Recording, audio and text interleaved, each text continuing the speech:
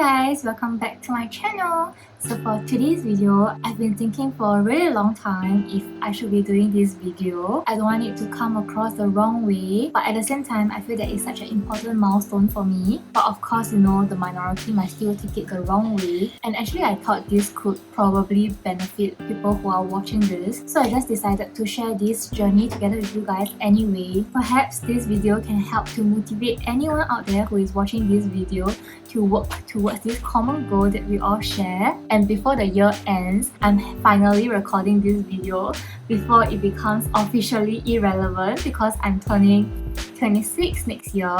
So yeah, I guess this is kind of like a closure or a milestone for me before 2021 officially ends. So not sure if you all know there's this Singaporean dream that we have in Singapore. One of the milestones is actually to hit 100k of savings before we all turn 30 years old. I wouldn't say it was also my goal, but it was definitely something that I was trying to work towards too. So the purpose of this video is not to teach you guys how to achieve 100k by 25 or even by 30 years old. It is purely sharing of my own personal experience and how I managed to achieve it. This is not a guide, it's not a tutorial, it's just me sharing my own experience. So please just take it with a pinch of salt. After you watch this video, I hope this somehow benefited you or somehow value adds to your financial journey a little bit. And most importantly, the intention of this video is never to show off anything at all. It's purely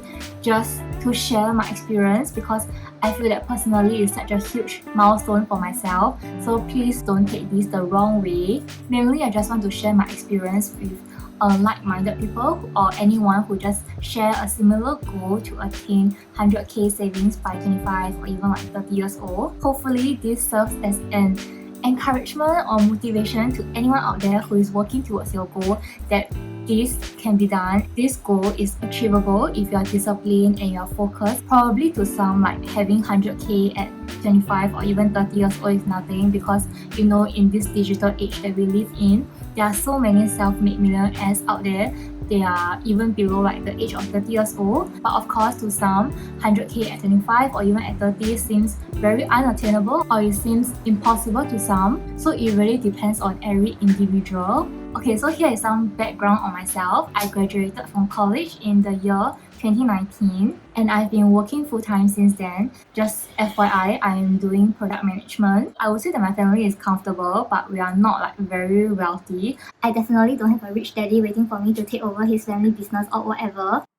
So for every cent that I own today, my career, my life, and just generally the things that I've built for myself ever since graduation, I can say that I earned it myself based on my own merits and it is something that I'm very proud of. I have a job I love and I have a side hustle that I'm passionate about, and none of this was passed down to me, and it's really something that I think personally I am very proud of because I would say not everyone in their 20s have found a job that they genuinely love. Personally, I really enjoy doing product management and there are still so many things for me to learn along the way, especially in the field of product management and even how I can grow as a people leader. So there are a lot of things that I'm still learning, that I'm still trying to grow, but it's definitely something that I'm interested in and very keen to learn. Okay, so job aside, so since college days, I know that I like to eat nice food, I like to go for like nice holidays, I like to have a nice life in general. I just like to enjoy like what life has to offer, especially when we are young, in our 20s. I know that I have to work hard for these things because of course these things don't just come by itself. During my college days, I have already been working part-time or like even ad hoc jobs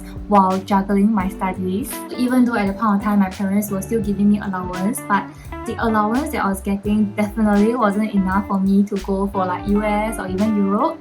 And I didn't want to make it such that whenever I go for expensive holidays, they are the one who end up paying for them. So in some sense, I want to be able to afford my own holidays, and the amount of allowance that they give me are basically just for my everyday expenses like my food or my transport or basically anything related to my daily expenses. And now I think that I'm so glad that I took those trips because it is so true when people say that money comes back but time doesn't. Now that I'm working full-time, it is slightly more difficult to travel as and when I like compared to last time. Of course, for my job now, I don't really have like a so-called peak period because I'm not in audit or finance like my husband.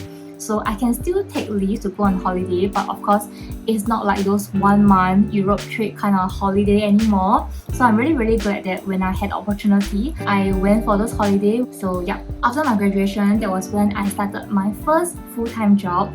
And it was also when I realized if I want to be able to afford like nice bags, like branded bags, or even like nice holidays or Michelin star restaurants, and at the same time, if I'm reluctant to give up on my current lifestyle, the only way that I could do it is that I have to increase my earning power. I want to enjoy my 20s to the fullest. I want to go on nice holidays. I want to have like a social life. I want to meet my friends. I want to go out for nice meals whenever I can. And at the same time, I want to build up my savings. So the only way that I can get the best of both worlds is that I have to increase my earning power. Or in other words, I think it was important for me to have more than just one source of income. Because purely relying on my salary, yes, I could afford my lifestyle, just that I wouldn't be able to save up as much money. But I know that in the next 2 or 3 years back then, I want to have a nice wedding. I want to save up for my house, the renovation, and even like our car. So that was when I realized I need to have passive income. That was when I actually picked up investing. So back then when I first started investing, it was mainly passive investment, I would say.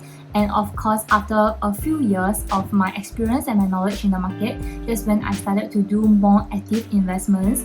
But of course, I'm no financial guru. I'm not going too in depth on my investments or like my trades. And that was also when I started my own YouTube channel. So thankfully, because of you guys, I managed to earn a little bit of passive income every month through YouTube, which is pretty good, I would say. It is really another source of income. I would consider it to be passive because as long as I'm uploading video and people are watching, it kind of like generates a passive income for me every single month. So building a second source of income or even your passive income is one of the most important factors, I feel. Okay, and for the next important point that I feel is really important is that to set aside a fixed amount of savings every single month. Be it you have like a goal that you want to save maybe an amount every single month, or even like you have a monthly budget. For example, the 50-30-20 budget rule. I just want to emphasize that your worst enemy is definitely lifestyle inflation. So in case if you don't know what that means, it basically means that you increase your spending power when your income increases. For example, when you get a pay raise, then you increase your spending habits or you kind of like upgrade your lifestyle. That is something that I totally do not believe in. So say for example, recently I changed my job and I got a decent pay increment, but I still insist that my monthly expenses remain the same even though my take-home pay is higher than like how it used to be. I feel that if you fall for lifestyle inflation, then it will be really difficult to save up.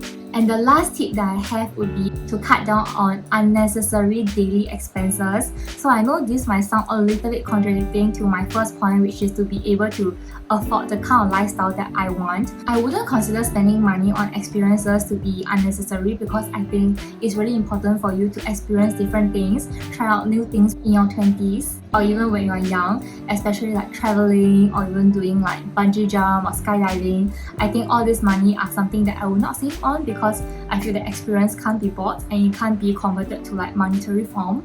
By unnecessary expenses to cut down, I actually mean those things that you spend on a daily or even weekly basis that doesn't value add to your life. So for example, I used to spend a lot of money on Starbucks or even like bubble tea, and when I look at my monthly statement, then I realized that Starbucks easily costs like $7-8 and a cup of Koi.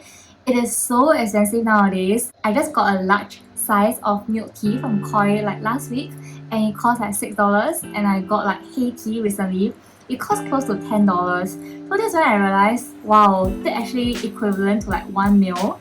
I think it's perfectly fine to spend money once in a while on this kind of treats for yourself. Monetary aside, it doesn't improve or it doesn't value add to your life or it doesn't make you like healthier. In fact, it's very unhealthy to drink it on a daily basis or even like very frequently.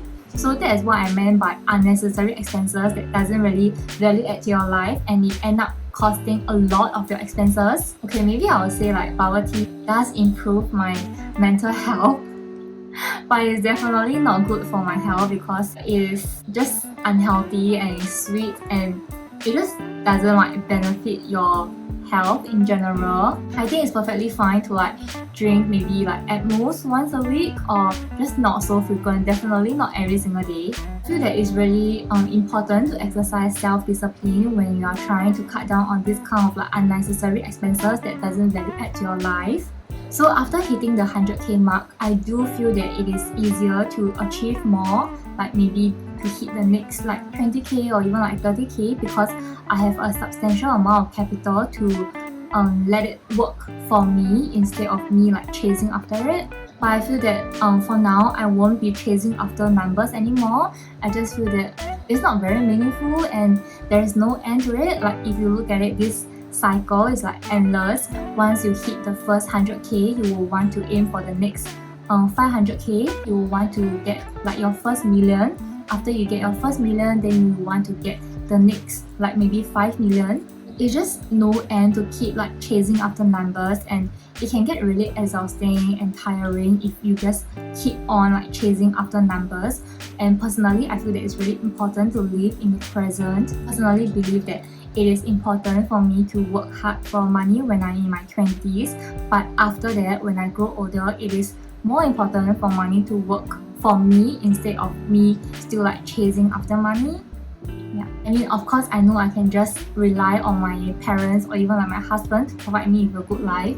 But then, if I want to have a family and if I were to have kids, I want my children to know that their mommy worked hard for the life that she wants. And it is something that I also want to teach my children also. Ultimately, I feel that I just want to work towards the kind of lifestyle that I've always been very inclined rather than to have it delivered to me on a plate. I think nothing makes me happier knowing that I'm working alongside with my partner on this journey together towards a common goal, and we'll raise our kids with the same vision. So now looking back at the whole journey, like for the past two years or more than 2 years, I'm just at a stage of life that I'm so thankful and so grateful for everything that I have now. I have like beautiful bags, I have like the jewelry that I've always wanted, and I just had the most beautiful, the most perfect wedding, and I have the best husband.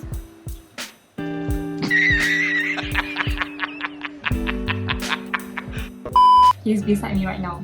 And the best part is knowing that I've built something for myself through my own hard work, and every single thing that I own today, it is something that I've worked very hard for. And also, like I mentioned just now, with like all the cryptos and all the NFTs, it is much easier for millennials to achieve their first 100k. But I just wanted to share my experience and my journey with you guys because it is just something that I think it didn't come easy for me, especially considering the fact that my wedding is paid for, the down payment of my house is paid for, and I still managed to build up this amount of savings for myself, of course excluding CPF.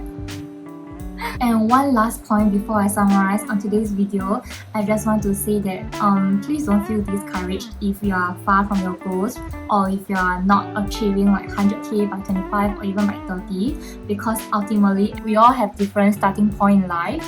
I graduated from college at 23, but some may graduate at like 20 or even 25. So that just emphasizes the importance of not comparing your life milestones or journey to someone else's. Just make sure that you are focused on your own goals and you are just working towards your own goal every single day. Don't ever compare yourself to anyone else because that is just very depressing. No matter how small or how big your goals are, just keep hustling, and one day you will be able to achieve your dream or even your goals.